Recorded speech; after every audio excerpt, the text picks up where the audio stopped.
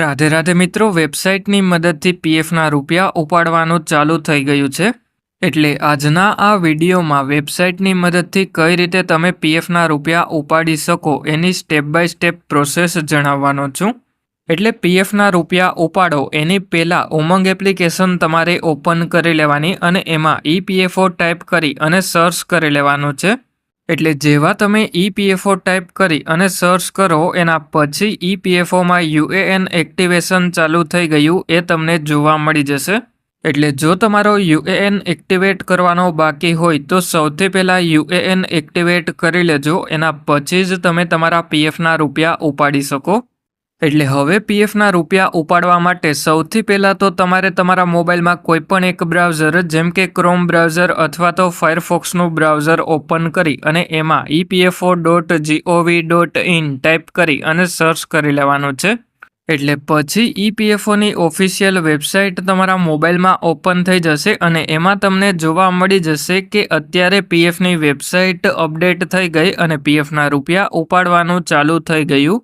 એટલા માટે હવે તમારે આ સિમ્બોલ ઉપર એક વખત ક્લિક કરી અને વેબસાઇટમાં નીચેની તરફમાં આવી જવાનું છે. એટલે જેવા નીચેની તરફમાં આવીએ એના પછી આપણે વિથડ્રો પીએફમાં એપ્લાય નાવ ઉપર ક્લિક કરી લેવાનું છે. એટલે જેવા એપ્લાય નાવ ઉપર ક્લિક કરીએ એના પછી આપણે મોબાઈલમાં એલર્ટ જોવા મળી જશે. એટલે એલર્ટને આપણે આ સિમ્બોલ ઉપર ક્લિક કરી અને બેક કરી લેવાનું છે. અને પછી એમાં નીચેની તરફમાં આવી અને સૌથી પહેલાં તો તમારે તમારો 12 આંકડાનો યુએએન નંબર તમારી પગારની સ્લિપમાંથી જોઈ અને એન્ટર કરી લેવાનો છે. અને પછી એમાં નીચેની તરફમાં પીએફનો પાસવર્ડ જે પણ સેટ કરેલો હોય એ પાસવર્ડ એન્ટર કરી અને પછી એમાં નીચેની તરફમાં આવી અને સાઇન ઇન ઉપર ક્લિક કરી લેવાનું છે. અને જો તમને તમારા પીએફનો પાસવર્ડ ભૂલાઈ ગયો હોય તો ફોરગોટ પાસવર્ડ ઉપર ક્લિક કરી અને પાસવર્ડ બદલાવી લેવાનો છે. એટલા માટે હવે હું પગારની સ્લિપમાંથી જોઈ અને યુએએન નંબર એન્ટર કરી લઉં અને પછી એમાં નીચેની તરફમાં પીએફનો પાસવર્ડ એન્ટર કરી અને પછી સાઇન ઇન ઉપર ક્લિક કરી લઉં. એટલે પછી આપણા મોબાઈલ નંબર ઉપર ઓટીપી આવી જશે. એ ઓટીપી એન્ટર કરી અને સબમિટ કરી લેવાનો છે અને પછી આપણે આપણા પીએફ એકાઉન્ટમાં લોગિન થઈ જશું. અને હવે તમારે ખાસ એ વાતનું ધ્યાન રાખવાનું કે જે પણ ઓટીપી મોબાઈલ નંબર ઉપર આવેલો હોય એ ઓટીપી આપણે 5 મિનિટની અંદર એન્ટર કરવો પડે. એટલે હવે મેં ઓટીપી એન્ટર કરી અને સબમિટ કરી લીધો. એના પછી આપણે આપણા પીએફ એકાઉન્ટમાં લોગિન થઈ ગયા. એના પછી આપણે એરર જોવા મળી જશે તો એરરમાં આપણે ઓકે ઉપર ક્લિક કરી લેવાનું. અને પછી આપણે ઉપરની તરફમાં આ 3 લાઈન ઉપર એક વખત ક્લિક કરી લેવાનું છે. એટલે પછી એમાં આપણે મેનેજ જોવા મળી જશે. એટલે મેનેજ ઉપર ક્લિક કરી લેવાનું છે.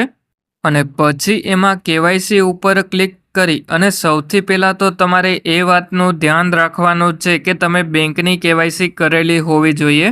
કારણ કે પીએફના રૂપિયા ઉપાડવા માટે આપણે ફરજિયાત બેંકની કેવાયસી કરવી પડે. અને જો 50,000થી વધારે પીએફના રૂપિયા ઉપાડવાના હોય તો એમાં પાન કાર્ડની કેવાયસી પણ કરવી પડે. અને હવે આપણી બેંકની KYC verified online by bank થઈ ગઈ અને પાન કાર્ડની કેવાયસી અપ્રૂવડ થઈ ગઈ. એટલે હવે ઉપરની તરફમાં આ 3 લાઈન ઉપર ક્લિક કરી લેવાનું છે. અને પછી આપણે પીએફના રૂપિયા ઉપાડવા માટે ઓનલાઈન સર્વિસીસ ઉપર ક્લિક કરી લેવાનું અને પછી એમાં આપણે ક્લેમ ઉપર ક્લિક કરી લેવાનું છે.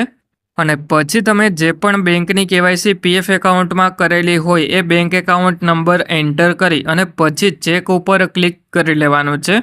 એટલે જેવા તમે ચેક ઉપર ક્લિક કરો એના પછી તમને મોબાઈલમાં વોર્નિંગ જોવા મળી જશે. એમાં યસ ઉપર ક્લિક કરી લેવાનું છે. એટલે પછી તમારો બેંક એકાઉન્ટ નંબર વેરીફાઈ થઈ જશે અને બેંક એકાઉન્ટ નંબરની બાજુમાં વેરીફાઈડ લખેલું જોવા મળી જશે. એટલે હવે આપણે નીચેની તરફમાં આવી જવાનું અને એમાં આપણે પ્રોસીડ ફોર ઓનલાઈન ક્લેમ ઉપર એક વખત ક્લિક કરી લેવાનું છે. એટલે હવે આપણે સિલેક્ટ ક્લેમ ઓપ્શન ઉપર ક્લિક કરી લેવાનું અને પછી જો આપણી નોકરી ચાલુ હોય અને પીએફના રૂપિયા ઉપાડવાના હોય તો એના માટે આપણે પીએફ એડવાન્સ ફોર્મ 31 સિલેક્ટ કરી લેવાનું. એટલે પછી એમાં નીચેની તરફમાં ક્લિક હિયર ઉપર ક્લિક કરી અને આધાર વેરીફાઈડ સર્વિસ જો તમારે જોવાની હોય તો જોઈ લેવાની અને પછી નીચેની તરફમાં સિલેક્ટ સર્વિસ ઉપર ક્લિક કરી લેવાનું.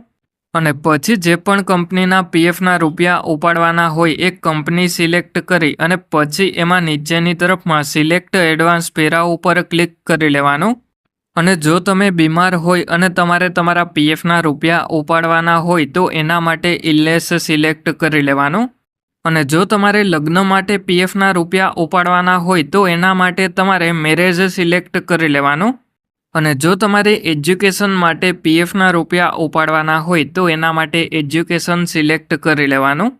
અને જો તમારે ઘરમાં પૈસાની જરૂર હોય અને પીએફના રૂપિયા ઉપાડવાના હોય તો એના માટે હાઉસિંગ રિલેટેડ નીડ્સ સિલેક્ટ કરી લેવાનું છે.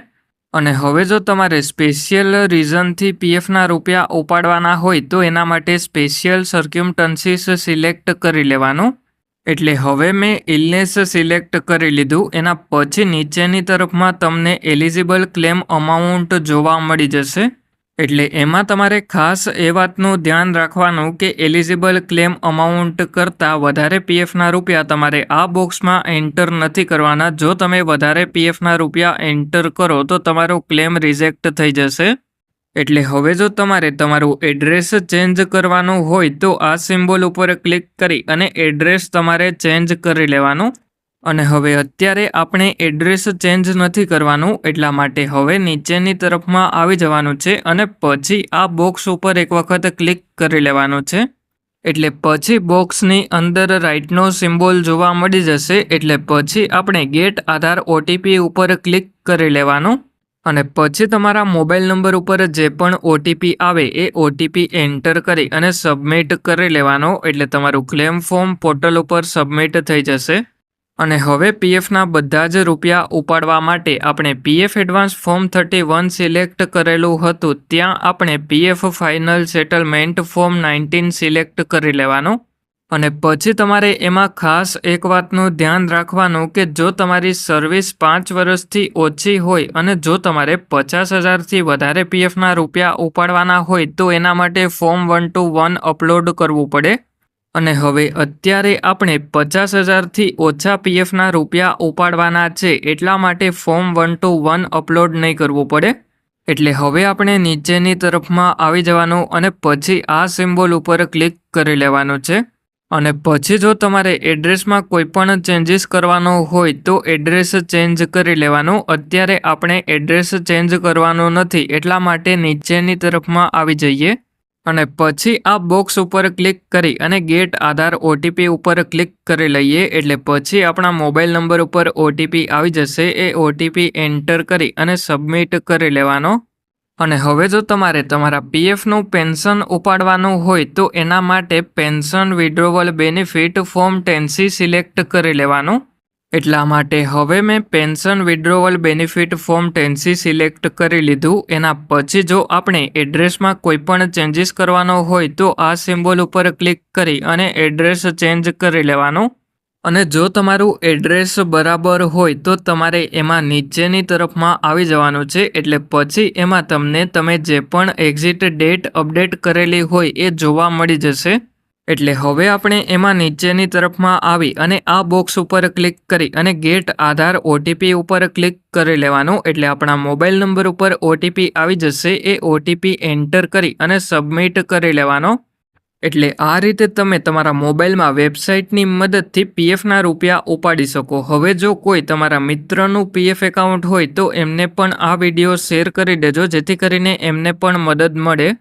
અને હવે તમે જે પણ ક્લેમ કરેલો હોય એ ક્લેમનું સ્ટેટસ જોવું હોય તો ઉપરની તરફમાં આ 3 લાઇન ઉપર ક્લિક કરી ઓનલાઈન સર્વિસીસ ઉપર ક્લિક કરી અને ટ્રેક ક્લેમ સ્ટેટસ ઉપર ક્લિક કરી લેવાનું છે. અને હવે જો તમારે તમારા પીએફનું કોઈ પણ કામ મારી પાસે કરાવવું હોય તો મારું જે વોટ્સએપ ગ્રુપ છે એની લિંક આ વિડીયોના ડિસ્ક્રિપ્શનમાં જોવા મળી જશે. ત્યાંથી તમે ગ્રુપ જોઈન કરી લેજો.